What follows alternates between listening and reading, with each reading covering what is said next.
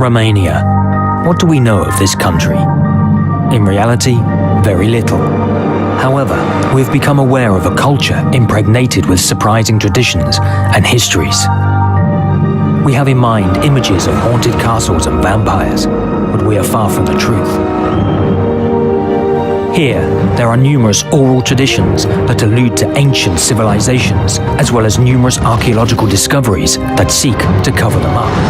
To better understand the myths of this country, we will go off the beaten track and meet with often contested researchers and experts, some of whom have dedicated their entire lives to bring to light these discoveries and re-establish truths long since hidden. We will reveal ancient sanctuaries, mysterious treasures, and unusual archaeological objects that can bring into question our entire history. Have there been previous civilizations with a very advanced knowledge? Could humans have co-inhabited the Earth with giants? Our research will take you to out-of-the-way places where myth and reality cross paths.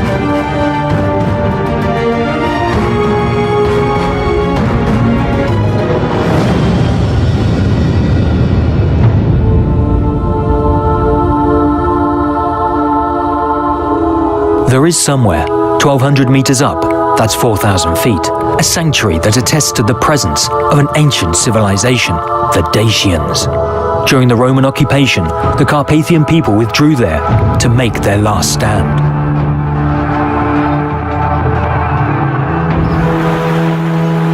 And what we have discovered there will shake up the established truth.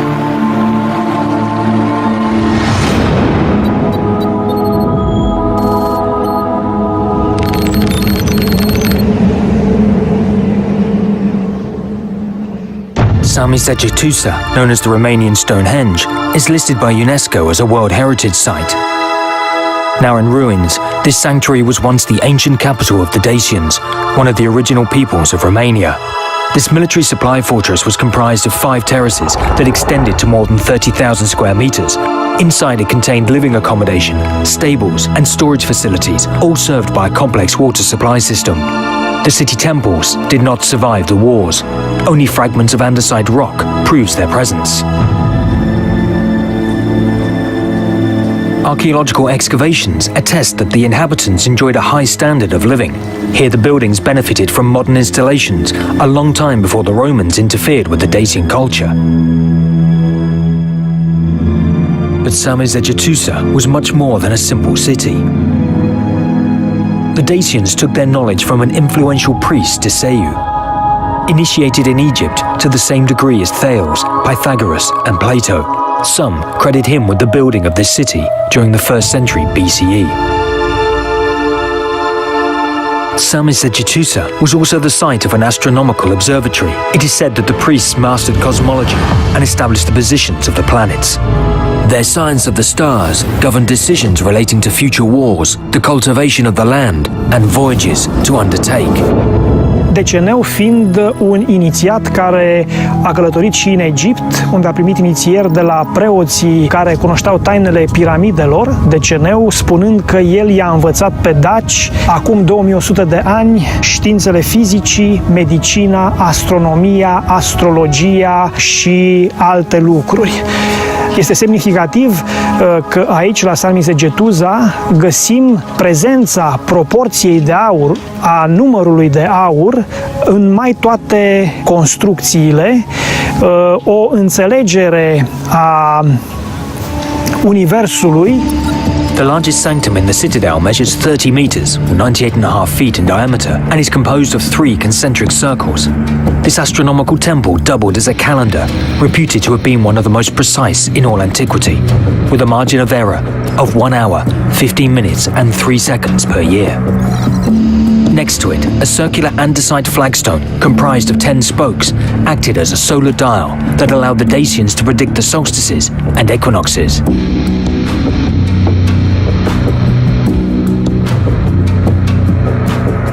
Historians know very little about the Dacians and attribute to them a very limited degree of knowledge. Many affirm that they did not possess the written word. This polemic affirmation divides many researchers. According to some, it is impossible for a so-called primitive civilization to have knowledge of stars and science.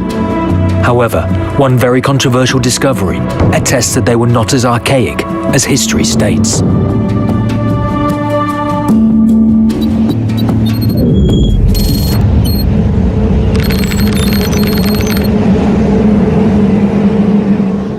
Discovered in 1875 under the reign of King Carol I, the tablets of Cinea suggest that the Dacians did in fact possess the written word. 500 of these tablets were found at the end of the 19th century during the construction of the castle of Pelisor. Originally fashioned in gold, they show 3 different types of writing. One resembles a form of ancient Greek, but the other 2 remain unknown. To get the gold, King Carol had copies of them made in lead before melting down the originals. Cette forme de grec ancien a permis de traduire quelques mots sur certaines tablettes. Du coup, on pense qu'elle mettra en lumière les chroniques de Décébal, qui était un roi d'As, et elle mentionna aussi la cité de Zarmizéguetoussa. En plus, certains signes qu'on y trouve présentent des similarités avec le style arabique, et les historiens et archéologues évoquent également des personnages aux allures de rois perses et arméniens. However, their authenticity is quickly contested by historians. It is inconceivable for them that they could assemble 3 different styles of writing. More so, if we have not discovered similar writings, then they had simply been invented. Pourtant, elles ne sont pas les seules à mettre en lumière 3 types d'écritures différentes. Et on en a la preuve avec la pierre de Rosette, qui a permis de déchiffrer les hiéroglyphes égyptiens. Et certains chercheurs affirment que si elles avaient été authentiques, elles n'auraient pas été fondues car elles auraient été trop importantes pour l'histoire. Le roi Carol, qui était déjà immensément riche, n'aurait pas eu besoin de l'or des tablettes. The verdict is without doubt. They cannot be authentic. For historians, they were just a joke. The story could have stopped right here, but in the last few years, a number of them have disappeared, suddenly reigniting the controversy surrounding their true nature. Un cercetător român, Dan Romalo, a reușit să aibă acces la Institutul de Arheologie și să fotografieze 200 de astfel de tablițe. Ei bine, în urmă cu câțiva ani, când am fost la Institutul de Arheologie din București, am mai găsit 34. Sute de astfel de tablițe au dispărut fără urmă, fără ca cineva să poată să fie tras la răspundere, pentru că ele, nefiind înregistrate, practic putem considera că pentru instituțiile statului nici nu existau. În primul rând, este o argumentație logică. Cineva care dorea să creeze o confuzie istorică nu avea nevoie să facă sute de astfel de plăcuțe, ci era suficient să facă 5 și crea confuzia istorică dacă asta își propusese. Is the disappearance of these tablets linked to their containing a message and mysterious inscriptions? Or maybe they show that the Dacians were not so primitive. But what were they really? In Romania, the Dacian people speak a lot about it, but according to historians, it is as though they came from nowhere. To understand their origins, we must go back to an era where the Thracian territory extended east to modern-day Germany and south to the Caspian Sea. Very little is known of this civilization, only that it was divided into hundreds of tribes, of which the most important was the Dacians, known as the Geția by the ancient Greeks, in modern-day Romania. The Greeks were the first to document the exploits of the Thracians. The philosophical texts by the likes of Herodotus and Plato are full of praise for them. Excellent horsemen and remarkable competence, their temperament was a veritable asset for the Greeks during the siege of Troy. They were also found at Alexander the Great's side during his campaigns and conquests. Far from the derogatory cliches, the skill of the Thracians in gold and silver demonstrates an undeniable artistic refinement and invokes an accomplished civilization. Atunci când vorbim despre traci, care în multe rânduri au fost prezentate în mod oficial ca o populație barbară, primitivă, descoperim de fapt o cultură excepțională care în anumite momente a influențat cultura greacă în mod major. Practic, atunci când vorbim despre Orfeu, Dionisos, Apollo, Artemis și alte divinități sau tradiții grecești, trebuie să subliniem că acestea au fost împrumutate de greci de la populațiile tracice. It is said that in Thracian mythology, Zeus was called Zebelizes. Artemis is enshrouded in the traits of Bendis. Zabazios became Dionysus, just as Apollo originated as Orpheus, god of mythology of the art of divination.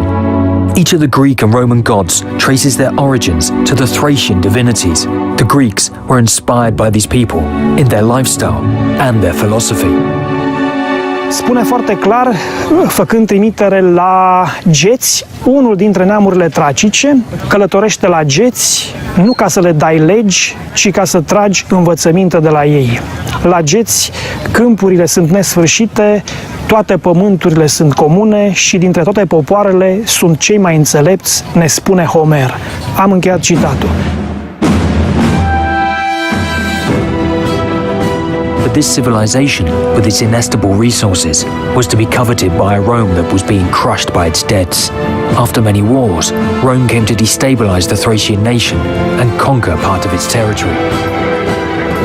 The last tribe to resist the invasion retreated to the Carpathian Mountains in Dacia. Tough and immovable, their emblem was the wolf, symbol of intelligence, liberty, and insubordination. Associated with the snake, it forms the Dacian Draco that would become renowned. Seeing that they were a minority in the face of the Romans, the Dacians made no compromise. They swore only to Zalmoxis, a divine priest who persuaded them that to die on the battlefield led to immortality. A formidable belief which undermined the Roman soldiers. It is at Salmis Zekatutsa that they delivered their final battle. The citadel, the ultimate resistance to the Roman invasion, sheltered Decebalus, the last king and general of the Dacians. Despite the combativeness of his army, they ceded in face of the power of the Roman Emperor Trajan and chose to die to accede to Zalmoxis' paradise. Les Daces ont fini par perdre face à Rome, mais de tous les peuples d'Europe, c'est quand même un des rares à avoir résisté aussi férocement à l'envahisseur. Et c'est pas un hasard si leur symbole c'est le loup. Ça illustre vraiment cet esprit de révolte. Et alors, en parlant de révolte, l'anecdote intéressante, c'est que lorsqu'on sait que le royaume s'étendait jusqu'en Phrygie, qui est donc une partie de la Turquie d'aujourd'hui, on peut faire le rapprochement avec les bonnets pourpres qu'ils portaient.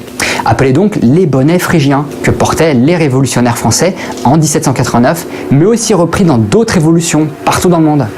C'est un symbole qui est vraiment fort et c'est vrai que beaucoup d'entre nous en ignorent véritablement les origines.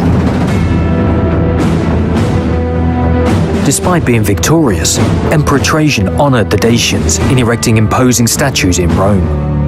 They expressed force and bravery, a startling sign of recognition by a Roman emperor.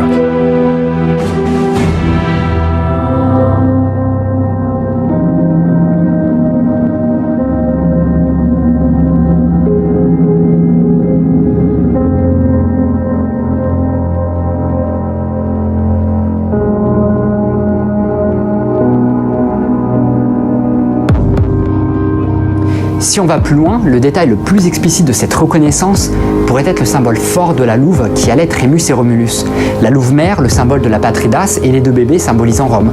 Mais quand on voit que la légende poétique d'un loup qui allait deux enfants est acceptée et officiellement reconnue, on doit se poser la question de ce qui est le plus logique et le plus rationnel, à savoir l'image d'un loup qui nourrit et élève deux enfants, ou bien la version symbolique qui tend à démontrer que la culture dace aurait pu nourrir, sous-entendu influencer, l'Empire romain.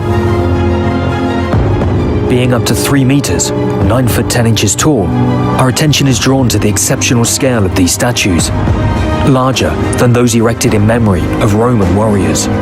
Naturally, the most logical explanation is that the Emperor Trajan admired the bravery of this nation.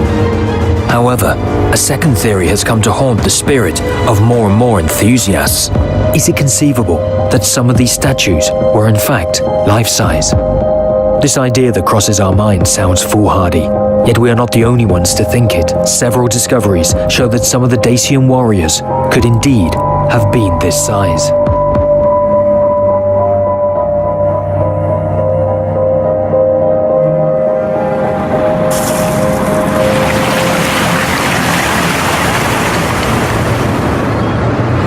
In Bucharest, the Natural History Museum harbours an exceptional treasure. Delicate gold and silver sculptures confirm the mastery of these materials that this nation possessed. Certain jewellery from Samizekatusa that almost 2,000 years later contain treasures that have never yet been excavated. Among this decorative jewellery, including brooches and necklaces, are found some stunning bracelets. Their diameters vary between 9 and 13 centimetres, 3.5 to 5 inches, and weighing anything from 700 grams to more than a kilogram, that's 24 to 35 ounces. They're made of several loops comprising of snakes' heads.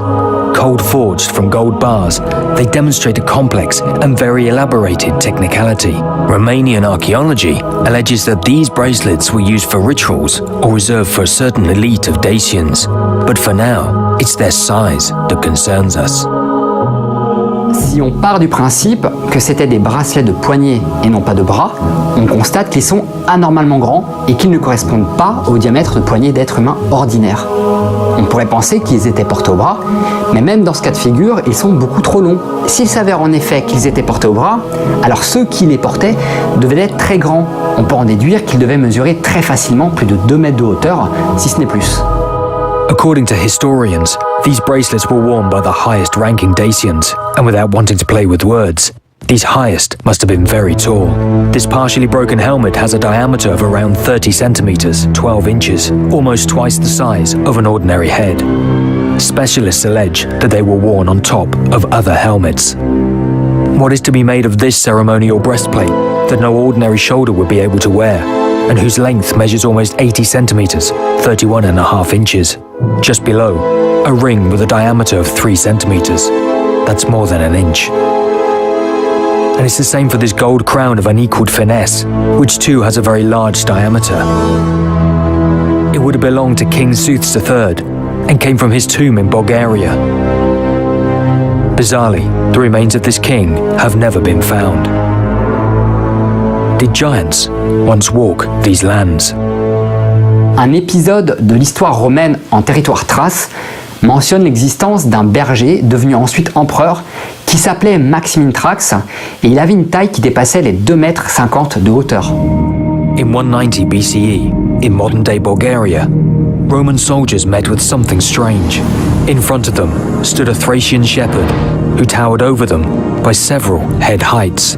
This colossus joined the Roman garrison, where he rose through the ranks to become emperor in 235 AD. Many think that this description of Maximinus is exaggerated, and unless one day we find his skeleton, his real size will remain unknown.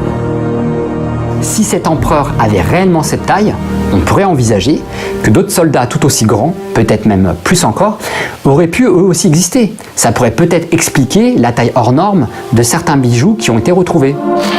On the Sinea tablets, one engraving could confirm it. It puts into evidence a scene where men came face to face with giants. On their shield, a significant symbol indicates that they originated from the legendary continent of Hyperborea. An ancient map by Jared Mercator, dated 1595, locates the original country of the Hyperboreans in the remote areas of the North Pole. According to ancient texts, these lands were not at that time covered in ice. Les légendes, les chroniques anciennes disent que la première civilisation qui a existé s'appelle Hyperborée. Et Hyperborée était située au niveau des pôles. Et ce peuple hyperboréen, s'il a existé bien sûr au sens propre, est descendu donc vers le sud. Donc est descendu en plusieurs endroits. Il y a eu plusieurs branches. Une branche serait allée vers le Caucase. Donc la nouvelle capitale des Hyperboréens s'appelle Asgard et c'est situé dans le Caucase. Une autre serait partie vers le Tibet et une troisième serait allée dans des archipels situés au niveau du golfe du Mexique aujourd'hui qui donne naissance à l'Atlantide. Homer equally alleged that the New Borea was situated in Thracia and that the Hyperborea was situated in the north of Thracia, where the Dacians used to live. The Greek legends state that the descendants of Borea, the Boreads, were giant kings measuring more than 4 meters, 13 feet in height. If in those days men of gigantic dimensions existed, we understand now why they fascinated the Romans so much and inspired the Emperor Trajan to erect these famous statues. Official history does not mention skeletons of large dimensions that would confirm this hypothesis. However, other anecdotal evidence does draw attention to it. It is not impossible that certain archaeological discoveries could have willingly been ignored. To understand more, we have to go off the beaten track, to dig, look for more clues, and go against the tide of perceived ideas.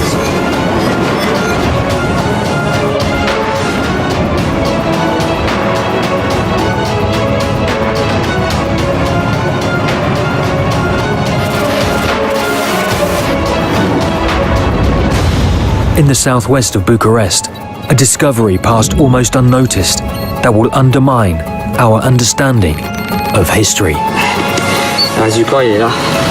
C'est un crâne humain, hein.